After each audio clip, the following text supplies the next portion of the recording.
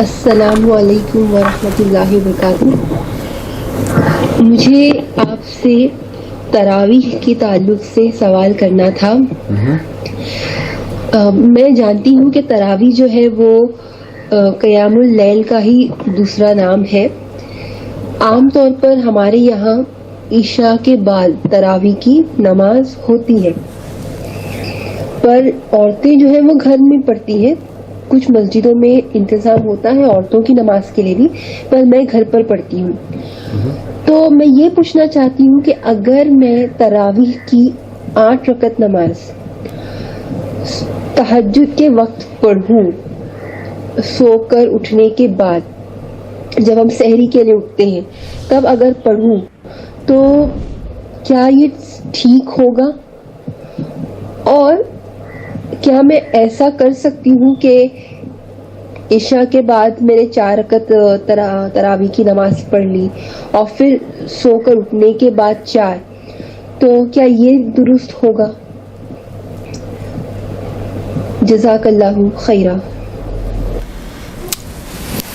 بسم اللہ الرحمن الرحیم نحمدہ ونصلی علی رسولہ الکریم اما بعد. معزز ناظرین کرام، السلام علیکم ورحمۃ اللہ وبرکاتہ. آپ نے سوال سن لیا ہے. بہن یہ جاننا چاہ رہی ہیں کہ تہجد کی نماز اگر 2 حصوں میں کر کے پڑھی جائے تو کوئی حرج تو نہیں ہے، اور 4 پہلے پڑھ لی ہیں، 4 سونے کے بعد پڑھی جائے، اس میں کیا حکم ہے؟ سب سے پہلے تو میں عرض کر دینا چاہتا ہوں، سماحت الشیخ عبدالعزیز بن باز مفتی مملکت سعودی عرب سے تہجد کا وقت پوچھا جا رہا ہے کہ اس کا وقت کیا ہے.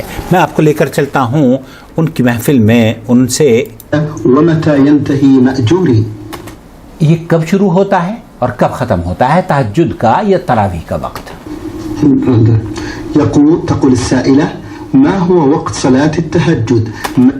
ایک عورت یہ پوچھ رہی ہے، جیسے ہماری بہن نے پوچھا ہے، کہ صلاۃ التہجد یا قیام اللیل یا تراویح کا وقت کیا ہے؟ متى يبدأ ومتى ينتهي مأجوري، کب شروع ہوتا ہے اور کب ختم ہوتا ہے؟ اللہ تعالیٰ آپ کو اجر عظیم سے نوازے.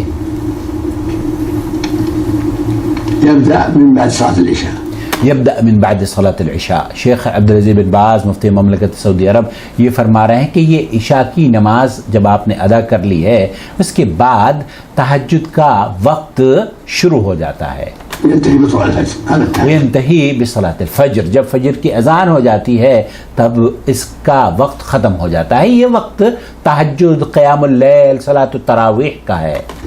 إذا صلى الناس العشاء دخل وقت التهجد. اذا صلی الناس صلاۃ العشاء، اگر لوگوں نے نماز عشاء کی پڑھ لی ہے، بہن آپ نے نماز گھر پہ عشاء کی پڑھ لی ہے، اس کے بعد آپ کا تہجد کا وقت تہجد کا وقت شروع ہو چکا ہے. إلى طلوع الفجر. الى طلوع الفجر. أول الليل أو في أثناء الليل أو في آخر الليل كله حسن. آپ اگر شروع میں پڑھ لیتی ہیں تب بھی بہتر ہے، بیچ کی رات کے بیچ کے حصے میں پڑھتی ہیں تب بھی بہتر ہے، اور اگر آخری حصے میں پڑھتی ہیں تب بھی یہ جائز ہے اور بہتر ہے. كما قال جل وعلا ومن الليل فتهجد نافلة لك. ومن اللیل، اللہ رب العالمین نے قرآن کریم میں یہ حکم فرمایا ہے، یہ آیت قرآن کریم کی شیخ بن باز نے تلاوت کی ہے کہ رات میں تہجد کا قیام ہے، تہجد کی نماز رات کی ہے، اور اس رات میں آپ کبھی بھی پڑھ سکتی ہیں، چاہے عشاء کی فوراً بعد پڑھیں یا بیچ رات میں پڑھیں یا آخر رات میں پڑھیں یا سو کر پڑھیں. یہ بھی کوئی قید نہیں ہے، اور یہ بھی کوئی قید نہیں ہے کہ آپ 2 رکعت پڑھ کر سو نہیں سکتی. آپ 2 رکعت پڑھ کر سو جائیں، 6 بعد میں پڑھیں، 4 رکعت پڑھ کے سو جائیں، 4 بعد میں پڑھیں، سب جائز ہے.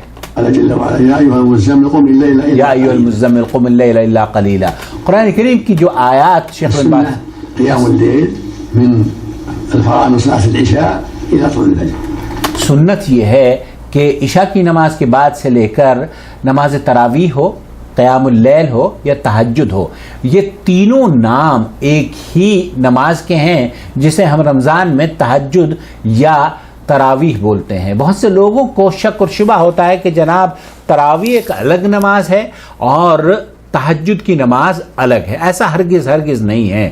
یہاں حکومت سعودی عرب میں بھی حرمین میں اگر آپ نے دیکھا ہو، آج کل تو اللہ کا شکر ہے کہ تمام مساجد میں ہی 10 رکعت ہو رہی ہیں، لیکن حرمین میں بھی جب پہلا عشرہ دوسرا عشرہ تو وہ نمازیں پڑھنے کے بعد جب تیسرے عشرے میں داخل ہوتے ہیں 10 روزے رہ جاتے ہیں تو پھر اس قیام اللیل میں 10 رکعتوں کا مزید اضافہ کر کے سب لوگ بیچ میں سو جاتے ہیں اور پھر اٹھ کر نماز پڑھتے ہیں. تو اس طرح کا قیام اللیل کرنے میں کوئی قباحت نہیں ہے. اللہ تعالی ہماری صیام اور قیام کو شرف قبولیت بخشے. آمین یا رب العالمین. والسلام علیکم ورحمۃ اللہ وبرکاتہ. شهر رمضان الذي أنزل فيه القرآن